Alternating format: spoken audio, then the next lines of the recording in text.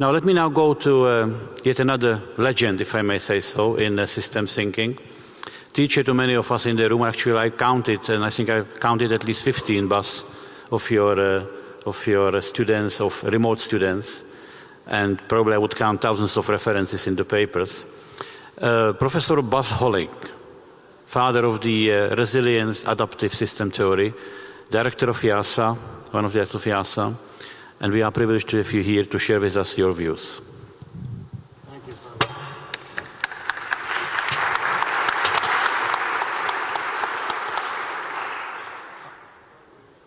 Pavel. Thank you very much, Pavel. Is the microphone on? Yes. Okay.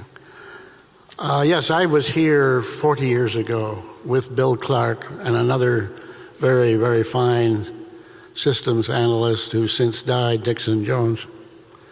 And it was a marvelous experience. It was an institution at its beginning.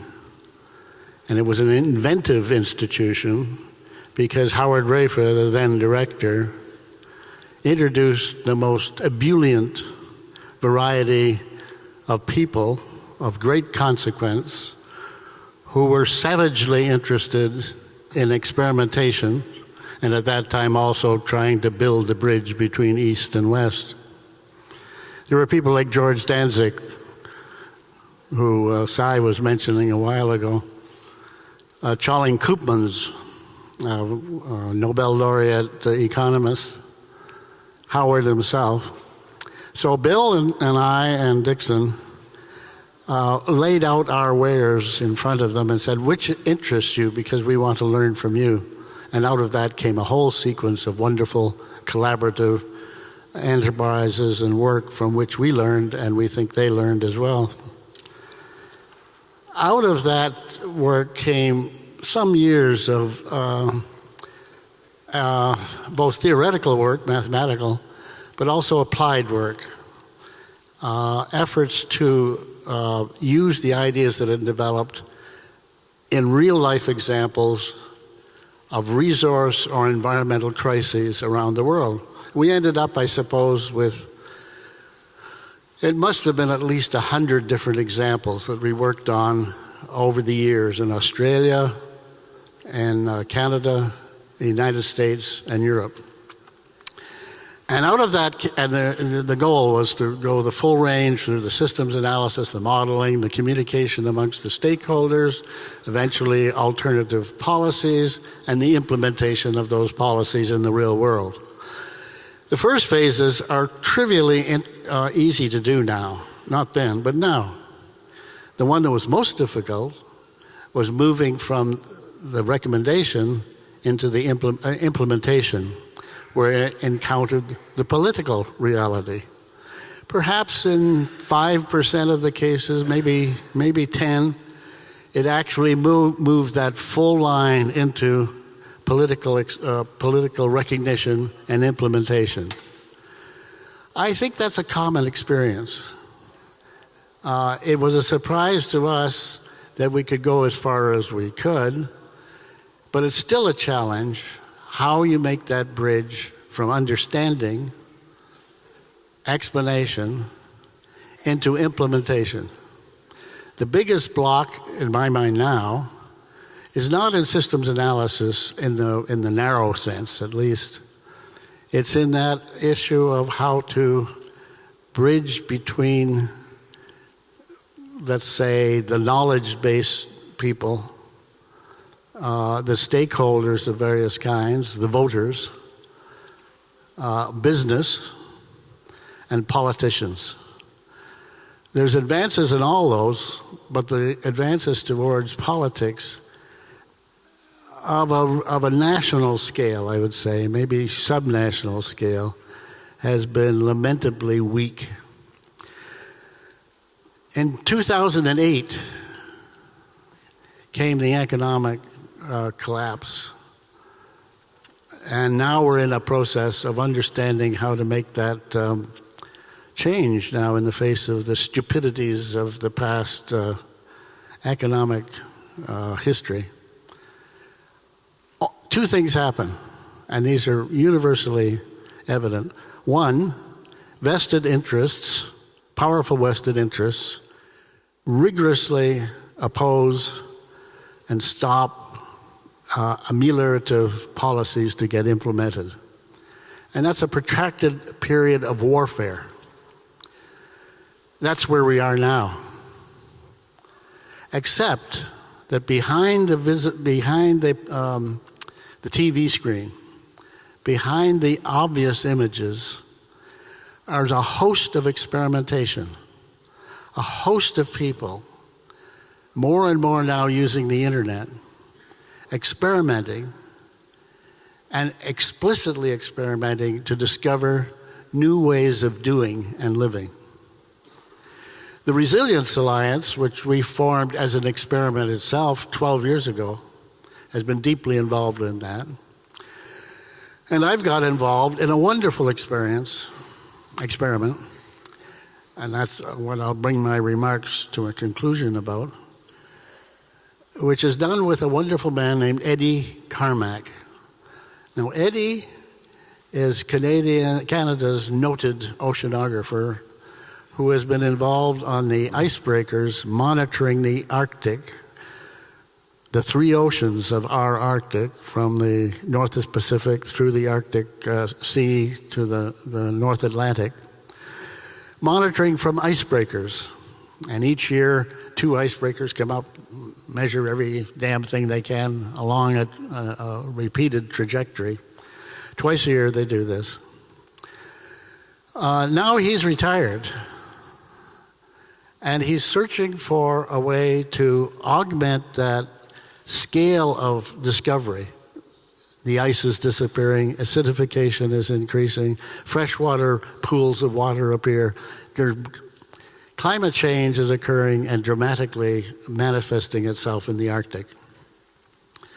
How to carry that monitoring information into the hands of villagers living at the mouths of rivers around the whole 3-ocean line of Canada. And we're doing that with what we call the mosquito fleet. You know, mosquitoes, you don't bother the little ones. You put them in combination, and they become to be potentially a powerful force. Eddie has invented a way to turn the very large instruments he has on his icebreakers into small instruments that a fishing boat captain and the crew can implement. Cost about $20,000 per boat. With these instruments and with those boats, it opens the possibility for communities along the whole outline of Canada to become part of a local monitoring scheme that is identical to the global monitoring scheme from the icebreakers. Combining the two, therefore, does what Jackie McGlade was proposing. It is deeply engaging citizen science with professional science. My goal in helping in that is to be part of the effort to test new ways to alert those people to the early collapse of parts of their system because of climate change, and partly to build a community of voters who can tell the goddamn politicians what they should be doing. Thank you.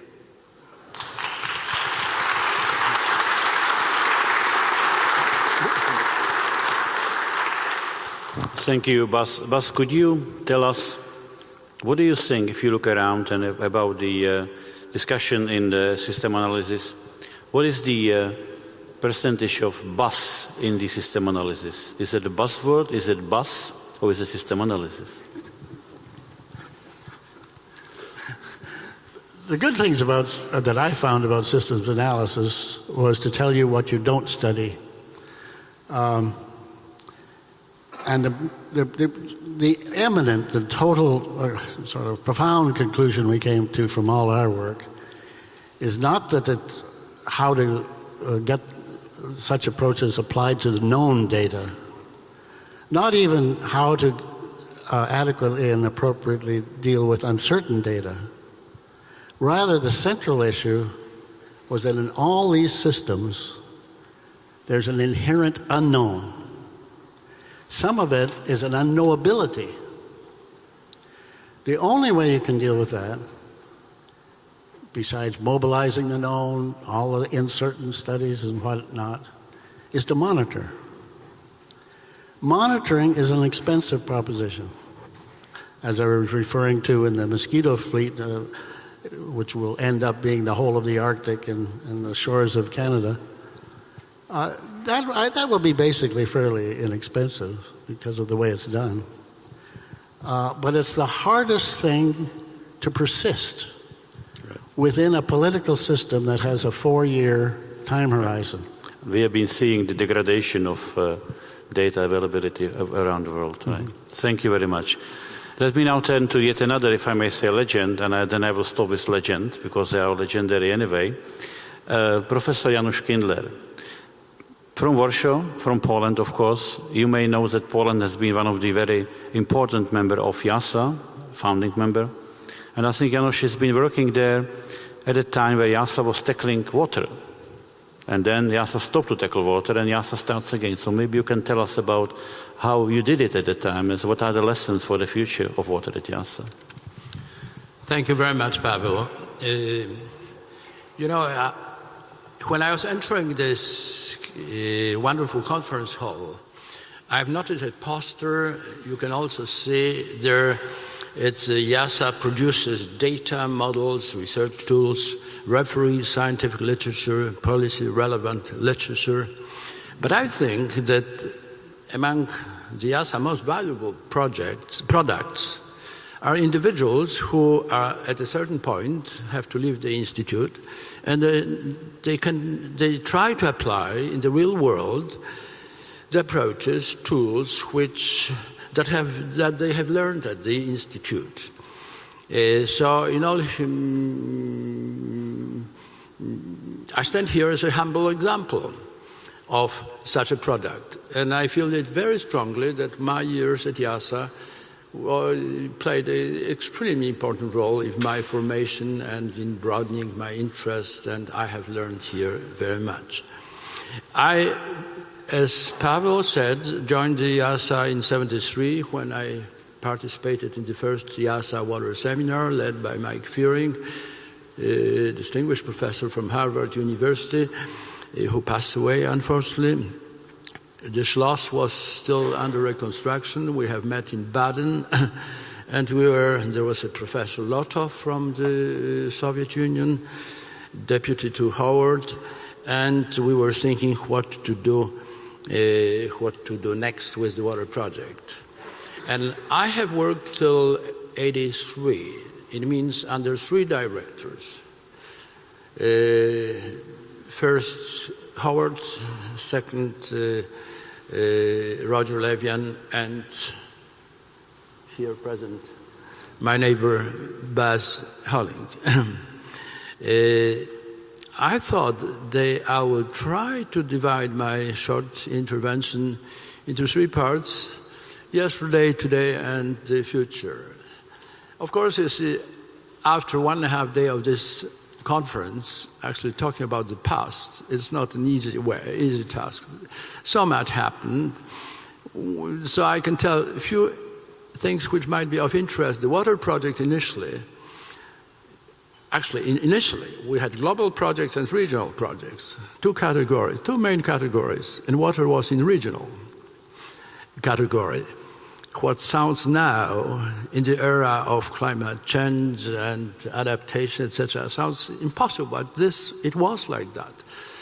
Water was mostly considered in the framework of the river basins, some of them very large, some of them smaller, but in spite of the fact that there was a study at the same time on quite famous carbon dioxide, climate and society, published by IIASA, I think that the water project as such has not participated much, you see, in that work. We were regional. Being regional, still we had a number of interesting situations. For example, all of a sudden we had a case study of Skåne in Sweden, where a tunnel has been built to convey water to Skåne from the Lake Bolmen, a little bit up. And all of a sudden, when they were drilling the tunnel, the water demand started decreasing. And there was a big issue. This came as a surprise. And surprise, this is the word which I have learned from Buzz. And several papers were written about it. This came as a surprise, you see. And the Swedes, who would have a sense of humor, said, probably we have now, you see, the biggest Swedish wine cellar, and we are going to use it this way. So there were several options what to do in that situation. We were concerned with quality and with quantity. Quantity, as usually, you know, in water problems. Again, this is the Mike Fearing, you see, who was always stressing the problems are in the tails of the distribution. And this is very much true. Of course, floods and droughts. And well, now we are adding integrated management. The word integrated, which is a holy word, of course, you see, which is being used here very often. Integrated flood management, integrated drought management. Now I'm very much concerned these days with developing with WMO and Global Water Partnership the program on integrated drought management, and I very much hope it will go before we were concerned with floods.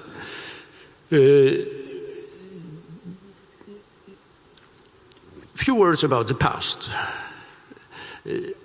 I was very impressed by the presentation made yesterday during the cocktail. This is absolutely super. I really liked it very much because I'm sorry, I cannot even, you know, this is the situation which I have now. Is I'm meeting a number of people and we don't know each other, we don't recognize ourselves. So this helps a little bit, but sometimes we have problems. And at the moment, I have to admit that I don't problem the name of this gentleman who probably is here, and I apologize. But he all of a sudden, you see, was referring to meadows. And of course, we know how the limits to growth was accepted. But meadows, I was working with meadows here at IIASA. I was a member of the Balaton Club, which was actually established by Dana. There are several political undertones, actually, of the work done by meadows, because in some parts of the world, you know, this was interpreted as a forecast that the capitalist system will go down the drain. And I'll stop here commenting on that. But this was very interesting. But now back. Buzz is the first one, I think, during this conference who today used the word politics. You might be interested that in my own language, there's only one word for policy and politics. And my students are always asking me, you see, well, what is the difference? You know, so it takes me about 5 minutes to explain them what is what. So I'm in a very good situation, but this is up to my interpretation when I hear policy here, but not much about politics. I think that with all respect, you see, to the driving forces of global transformation, which were mentioned here, and I agree, globalization, environmental, technological change, and population change, where probably there's not much emphasis on aging, on migration. Migration is a big issue, very much related to system analysis. So for today, our main speaker actually mentioned banking. Yes, banking globally is on the list of priorities, is very, very high. Anyway, that's the past. Today, you know, the last 40 years passed very quickly, and very many fundamental changes happened, especially in Europe, in my part of the world. And the unusual acceleration of the second half of the 20th century was commented here by many. Another anecdote, you see, which in a way is related to water, that I'm telling often my students, that my lifetime was the second half of the 20th century. And it takes me a while to convince them that their lifetime is the first half of the 21st century, and the acceleration will be probably higher, and they will find, in 40 years, they will find themselves roughly in the same situation as I feel today. But however, the world will be very different. It takes a while to convince them that the situation may change so much. Here again, something what was coined by Buzz, not only by Scout boys, expect the unexpected. Do you remember Buzz? Yes, I think it's still very much valid. And when I'm thinking about the next generation of people who will apply, especially about the students. So I'm a professor at the Warsaw University of Technology. And we are more and more concerned that we have to start teaching in a different way, because we are dealing with a different people. You know, today young scientists function very well in the global communication system, and they are much more than we were used to multitask situations. The standard method of sequential learning will always be in conflict with the way they approach the difficult problems to be solved. So anyway, it takes quite an effort, you see, that people like me, older generation, well, we have to do a big effort to talk different ways to the people, because otherwise they don't want to listen to us and simply are bored.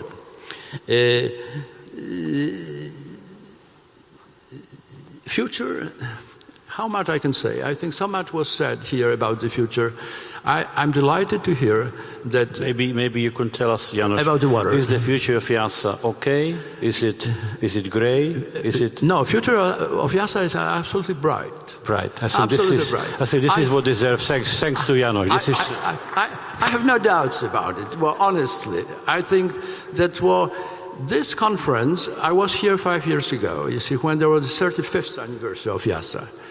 This conference is a little bit different. There are some vibrations, there is much more tension, but I think that this is mostly due to the fact that everything goes faster and faster, and we are getting worried sometimes that where we are.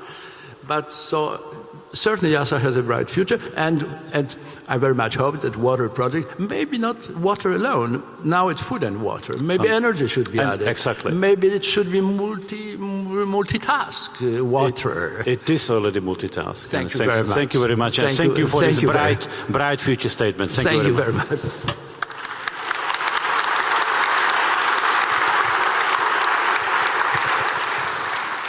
To conclude, let me turn to the perhaps one of the elements of the younger generation of that bright future and maybe even bright present. Ulf Dickman was already here, you know him, he is leader of our evolution ecology program. I asked him in a couple of minutes, to give us, in his view, his world, the best example where system analysis from his field entered actually the applications and got the attention from policymakers. Yeah, thank you, Pavel. I wanted to approach this question in an age where systems analysis is increasingly the knitting together of large databases, and we are returning to an age of really big interconnected models from a more fundamental point of view of general skills and paradigms. And I want to structure my intervention along those two lines. So when we talk about systems analysis, then in my opinion, we still have too much of a physics paradigm in the way we structure our thinking. My own background is both in physics and in ecology, and my feeling is that a lot of the ideas that Simon has proposed, even though they are around in ecology and in the thinking about the living world already for 2 or 3 decades, deserve to become better integrated in the practices of systems analysis. Simon has talked about all the relevant buzzwords here, the interconnectedness of complex systems. Tipping points are becoming a key word in analyzing systems. Systemic risks, uncertainties, not only about parameters, but about the underlying processes. evolution, adaptation, the tragedy of the commons. All these fields are to some extent prepared in the area of ecology and are waiting, in my humble opinion, to be transferred and transformed into the practice of systems analysis. On top of that, of course, we must add the social dimension, and their game theory, which some people also feel is strongly connected to ecology, can make a contribution. The areas in which we have worked that are related to this transfer of one paradigm to another field are technological change, where the evolutionary dynamics of biological system yields insights into economic systems, and also financial crisis, where Arkadi's talk has given an example where new kinds of thinking, also the ecology of bankers, of Simon's origin fits into this, where new kinds of thinking refresh the perspectives of fields. And coming back to skills, it is now deplorably often the case that people have large computer models that produce very multivariate output, often visualized wonderfully on the screen, and yet the practitioners of this task do not have the language or the conceptual framework to deal with the very tall order of understanding such complex systems. We have the traditions in mathematics, we have them in physics, and even in ecology, maybe they deserve to be strengthened, but the discipline and the diligence of setting up a good model and of doing so even when there's no analytical basis are worth expanding. If we have an analytical model, it's relatively easy to be disciplined. You write down an equation, maybe it has 5 parameters, you analyze that according to standard methods.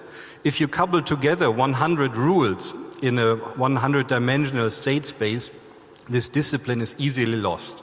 And I think what we need and what IIASA can contribute to also in our capacity building and academic training activities is to find a way of communicating to the new generation of scientists this discipline, this conceptual framework, the language of dynamics, and to allow them to apply this kind of thinking even when there are no analytical models. The application that I could give in this context are our work on fisheries science, where we find that often disciplinary paradigms, disciplinary skills are limiting the progress of the field, and where the ecologists with whom we are working, but also economists who are coming into the fray and physicists are helping to broaden the perspective, switching evolution on, switching evolution off, having individual-based models or agent-based models together with analytical models, and to find ways of interfacing them, reap the harvest from both most efficiently, would be examples of how this works. And this shows then eventually that the results of this work, in our case in particular regarding the evolution caused by human interventions, human interference with ecosystems, can lead to policy-relevant advice that has not been there before, that the discipline, even though decades of thinking could have gone into it, did not develop on its own, where systems analysis and system thinking were required to make a transition to a new perspective. And I would like to close with a few cautionary words of humility. It is too tempting to believe in your model. Once you have written it down, once you have discussed it with experts, we tend to get a bit engrossed with these big models.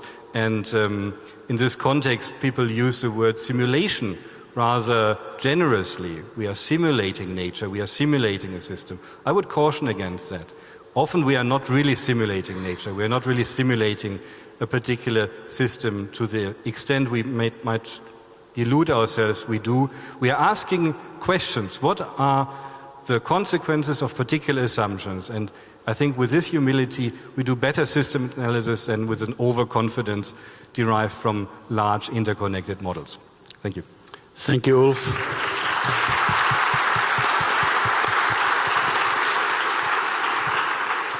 And with that, I would like to close this wonderful session by thanking again to both speakers and all the interventions and interveners from our panel. Thank you very much.